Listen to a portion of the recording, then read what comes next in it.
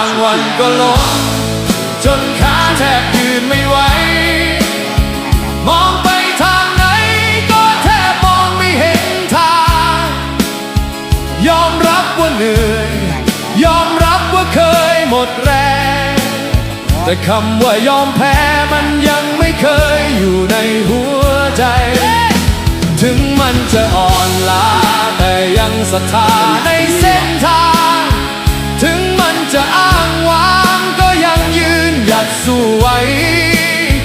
จะให้เราถอยหลังไปเป็นคนแพ้ที่ยอมพ่ายมันไม่ใช่ทางสุดท้ายของคนอย่างเรามองมือสองข้าง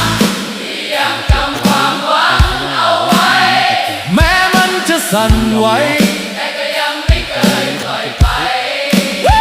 ถึงจะล้มจะเจ็บต้นกระเจียวเขาจะยืนห่มต้นตะครบให้กระต้นผักหวานเนี่ยกำลังทำความสะอาดให้ออกจาก